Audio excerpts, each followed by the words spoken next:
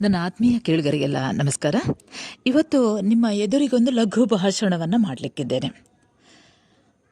ಹೆಸರು ಅಕ್ಕ ಕೇಳವ್ವ ಅಕ್ಕಯ್ಯ ನಾನೊಂದು ಕನಸ ಕಂಡೆ. ಅಕ್ಕ ಕೇಳವ್ವ ಅಕ್ಕಯ್ಯ ನಾನೊಂದು ಕನಸು ಕಂಡೆ, ಸುಲಿಪಲ್ಲ ಗೊರವನು ಭಿಕ್ಷಕ್ಕೆ ಬಂದುದ ಕಂಡೆನವ್ವ ಎನ್ನುವ ಅಕ್ಕ ಮಹಾದೇವಿಯ ಹೆಸರು ಕೇಳದವರೇ ಇಲ್ಲ ಎನ್ನಬಹುದು. ವಚನ ಸಾಹಿತ್ಯದ ಮೇರು ವ್ಯಕ್ತಿತ್ವವಾಗಿ ನಿಲ್ಲುವ ಈ ಮಹಾದೇವಿ ಅನುಭವ ಮಂಟಪದ ಬಸವಣ್ಣನವರು ಮತ್ತು ಇತರ ವಚನಕಾರರಿಗೆ ಹಾಗೂ ಎಲ್ಲೆಡೆಯೂ ಅಕ್ಕನಾಗಿ ಅಗೋಚರ ಅದಮ್ಯ ಶಕ್ತಿಯಾಗಿ ನಿಲ್ಲಬಲ್ಲವಳು. ವಚನ ಸಾಹಿತ್ಯದಲ್ಲೇ 12ನೇ ಶತಮಾನದಿಂದ ಇಂದಿನವರೆಗೂ ಎಲ್ಲರಿಗೂ ಅಕ್ಕ ಮಹಾದೇವಿಯಾಗಿ ತನ್ನ ಜೀವನವೆಲ್ಲವನ್ನು ಚೆನ್ನಮಲ್ಲಿಕಾರ್ಜುನನಿಗಾಗಿ ಮತ್ತು ಲೋಕದ ಅಂತಃಸತ್ವವನ್ನು ತಿಳಿಸುವ ಪ್ರಥಮ ಕವಯತ್ರಿಯಾಗಿ ನಿಲ್ಲತಕ್ಕವರು. ಭಕ್ತಿ ಸಾಹಿತ್ಯದ ಕಡೆಗೆ ಗಮನಿಸುವುದಾದಲ್ಲಿ ದಾಸರು ಎಂದು ಕರೆಯಲ್ಪಡುವ ಪುರಂದರದಾಸರು ಕೂಡ ಒಂದು ಕಡೆ ಗಿಳಿಯೋ ಪಂಜರದೊಳಿಲ್ಲ ಎನ್ನುವ ತಮ್ಮ ಕೀರ್ತನೆಯಲ್ಲಿ ಅಕ್ಕ ನಿನ್ನ ಮಾತು ಕೇಳಿ ಚಿಕ್ಕದೊಂದು ಗಿಳಿಯ ಸಾಕಿದೆ, ಅಕ್ಕ ನಾನಿಲ್ಲದ ವೇಳೆ ಬೆಕ್ಕು ಕೊಂಡು ಹೋಯಿತಲ್ಲೋ ಎನ್ನುವಲ್ಲಿಯೂ ಅಕ್ಕನಿಗೊಂದು ವಿಶೇಷ ಸ್ಥಾನ ನೀಡಿದ್ದಾರೆ.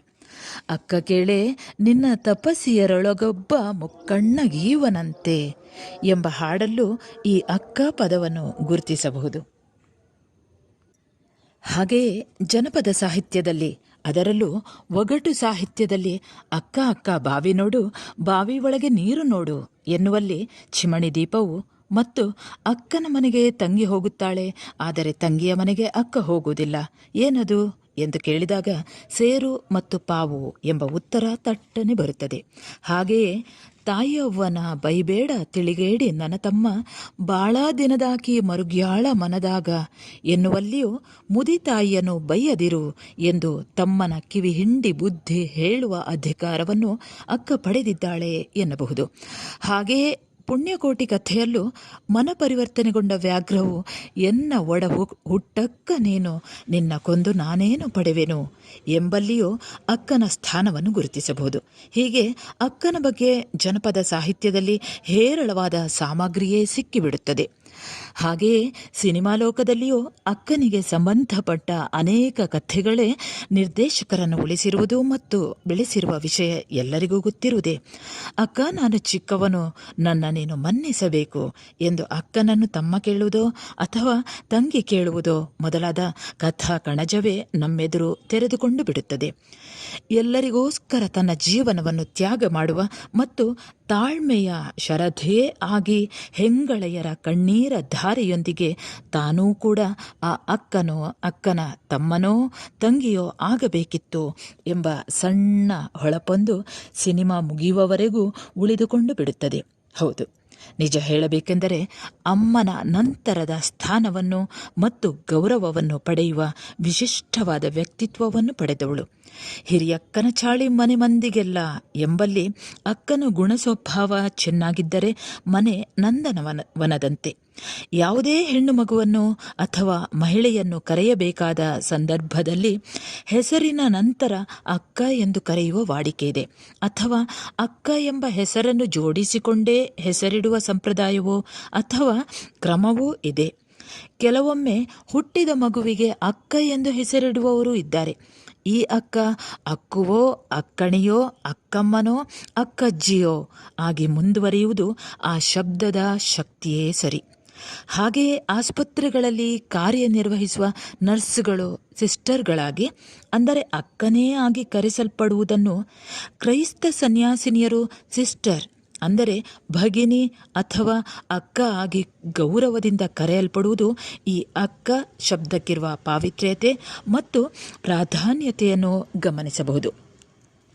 ಹಾಗೆಯೇ ಆಬಾಲವೃದ್ಧರಾದಿಯಾಗಿ ಎಲ್ಲರಿಗೂ ಚಿರಪರಿಚಿತರಾಗಿರುವ ಮಕ್ಕಳಿಲ್ಲದ ತಿಮ್ಮಕ್ಕ ಸಾಲು ಮರಗಳನ್ನು ನೆಡುವುದರ ಮೂಲಕ ಸಾಲು ಮರದ ತಿಮ್ಮಕ್ಕ ಆಗಿ ನಮ್ಮ ನಡುವೆ ಇರುವುದನ್ನು ಕೂಡ ನಾವು ಗಮನಿಸಬಹುದು.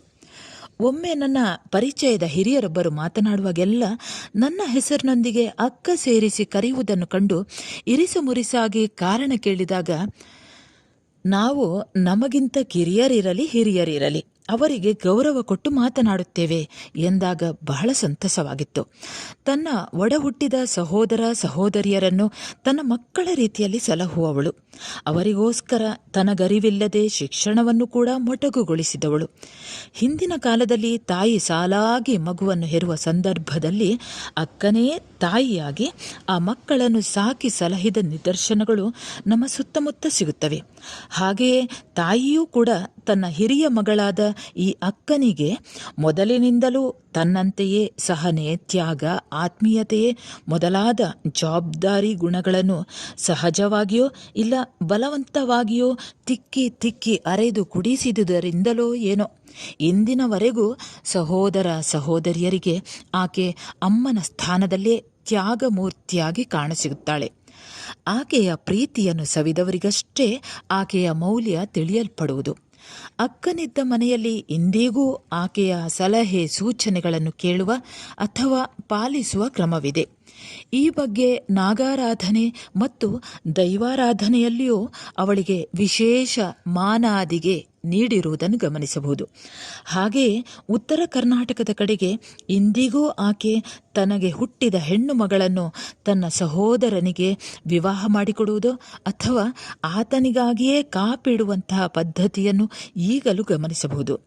ಹಾಗೆಂದು ಎಲ್ಲ ಕಡೆಯೂ ಈ ಅಕ್ಕನಿಗೆ ಮರ್ಯಾದೆ ಸಲ್ಲುತ್ತದೆ ಎಂದು ತಿಳಿಯುವ ಹಾಗಿಲ್ಲ. ಕೆಲವು ಕಡೆ ಆಕೆಯ ಮಾತನ್ನು ಯಾರು ಕೇಳುತ್ತಾರೆ ಎಂಬ ತಾತ್ಸಾರ ಮನೋಗುಣವಿರುವ ಶ್ರೀಮಂತರಾಗಿದ್ದು ಸಣ್ಣ ಮನಸ್ಸಿನ ಒಡಹುಟ್ಟುಗಳನ್ನು ಕೂಡ ಕಾಣಬಹುದು. ಕೆಲವೊಮ್ಮೆ ಸಣ್ಣ ವಿಷಯಗಳನ್ನೇ ತುಚ್ಛೀಕರಿಸುವವರು ಇಲ್ಲವೆಂದಲ್ಲ.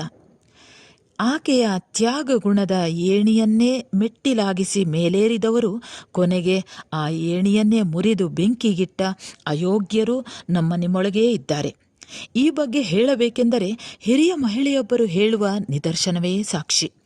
ಅವರಿಗೆ ಅತ್ಯಂತ ಕಿರಿಯ ವಯಸ್ಸಿನಲ್ಲೇ ಮದುವೆಯಾಗಿ ಪತಿರಾಯನ ಮನೆಯಲ್ಲಿ ಆ ಪುಟ್ಟ ಬಾಲಕಿಗೆ ನೀಡುವ ಹಿಂಸೆಯನ್ನು ಗಮನಿಸಿ ಅವಳನ್ನು ತಿರುಗಿ ತಂದೆ ತನ್ನ ಮನೆಗೆ ಕರೆತಂದರಂತೆ. ಅಷ್ಟು ವರ್ಷದಿಂದ ಶುರುವಾದ ಆ ಹೆಣ್ಣು ಮಗಳ ಆಸೆ ಆಕಾಂಕ್ಷೆಗಳ ತ್ಯಾಗ ತನ್ನ ತಂಗಿಯಂದಿರು ತಮ್ಮಂದಿರು ಅವರ ಹೊಟ್ಟೆ ಹೊರೆಯುವುದರಲ್ಲೇ ಸುಟ್ಟು ಹೋಯಿತು. ಒಂದಿಲ್ಲೊಂದು ಕಾರಣದಿಂದ ತವರು ಸೇರುವ ತಂಗಿಯಂದಿರು ಮತ್ತು ಅವರ ಕೂಸುಗಳ ಆರೈಕೆ, ಅದರಲ್ಲೂ ಆ ಮಕ್ಕಳನ್ನು ಬೆಳೆಸಲು ಯಾರದೋ ಮನೆಯ ಮುಸುರೆ ತೊಳೆಯುತ್ತಾ ತಿನ್ನಲು ಊಟವಿಲ್ಲದಿದ್ದಾಗ ಬೇಡಿಕೊಂಡು ಬಂದು ಬೆಳೆಸಿದರೂ ಅವರವರ ಸ್ವಾರ್ಥದಲ್ಲಿ ನನ್ನ ಮರೆತೇ ಬಿಟ್ಟರು ಎಂಬುದನ್ನು ಕೇಳುವಾಗ ಅಯ್ಯೋ ಅನಿಸುತ್ತದೆ. ಹೀಗೆ ಕಷ್ಟಪಟ್ಟು ಬೆಳೆಸಿದ ಅಕ್ಕನ ಋಣ ತೀರಿಸಬೇಕು ಎಂಬ ಯೋಚನೆ ಬಾರದಿರುವ ಮತ್ತು ಆ ಹಿರಿಯ ಜೀವದ ಅಂತ್ಯಕ್ರಿಯೆಗೂ ಬಾರದೇ ಇರುವ ದೊಡ್ಡಸ್ತಿಕೆಯವರೂ ಈ ಸಮಾಜದಲ್ಲಿ ಕಾಣಸಿಗುತ್ತಾರೆ. ಬಡತನವೋ ಸಿರಿತನವೋ ಏನೇ ಇರಲಿ, ಈ ಅಕ್ಕನ ತ್ಯಾಗ ಗುಣವನ್ನು ಮೆಚ್ಚಿ ಕೊನೆಯವರೆಗೂ ಆಕೆಯನ್ನು ತಾಯಿಯಂತೆಯೇ ಮಗುವಿನಂತೆಯೂ ಕಂಡ ಸಹೋದರ ಸಹೋದರಿಯರಿದ್ದಾರೆ. ಪ್ರೀತಿಯ ಧಾರೆ ಎರೆದವರೂ ಇದ್ದಾರೆ. ಆ ಪ್ರೀತಿಯ ತನಿ ರಸದಲ್ಲಿ ತಂಪಾದವರೂ ಇದ್ದಾರೆ. ಅಕ್ಕ ತಂಗಿಯರು ಮಾತಿಗೆ ಕುಳಿತರೆ ಪ್ರವಾಹ ಎದೆಮಟ್ಟದವರೆಗೆ ಬಂದದೂ ತಿಳಿಯದೇ ಇರುವಷ್ಟು ಮಾತುಗಳಿವೆ. ಆ ಶಕ್ತಿ ಈ ಅಕ್ಕನ ಪ್ರೀತಿಯಲ್ಲಿದೆ. ಎಲ್ಲರಿಂದ ಪ್ರೀತಿಸಲ್ಪಡುವ ಮತ್ತು ಹಿರಿಯಳಾಗಿ ಹುಟ್ಟಿ ಕಿರಿಯರಿಗೆ ದಾರಿ ದೀಪವಾಗಿರುವ ಈ ಅಕ್ಕ ಪದಗಳಿಗೆ ಮತ್ತು ಮಾತಿಗೆ ನಿಲುಕದವಳು. ನನ್ನ ಆತ್ಮೀಯ ಮಿತ್ರರೇ, ಹೇಗಿತ್ತು ಈ ಅಕ್ಕ ಅನ್ನುವಂತಹ ಒಂದು ಶಬ್ದದಲ್ಲಿ ಅಡಗಿರುವಂತಹ ಒಂದು ಶಕ್ತಿ? ಹೇಳ್ತಿರಲ್ಲ. ಹಾಗೆ ನನ್ನ ಚಾನೆಲ್ಗೆ ಒಂದು ಸಬ್ಸ್ಕ್ರೈಬ್ ಮಾಡ್ಕೊಂಡ್ಬಿಡಿ, ಹಾಗೆ ಒಂದು ಲೈಕ್ ಕೊಟ್ಟು ಬಿಡಿ. ಇನ್ನು ಮುಂದಿನ ಕಥೆಯೊಂದಿಗೆ ಮತ್ತು ಹೊಸ ವಿಷಯದೊಂದಿಗೆ ನಾಳೆ ಮತ್ತೆ ನಿಮ್ಮ ಎದುರಿಗೆ ನಿಲ್ತೇನೆ. ಅಲ್ಲಿಯವರೆಗೆ ನಮಸ್ಕಾರ.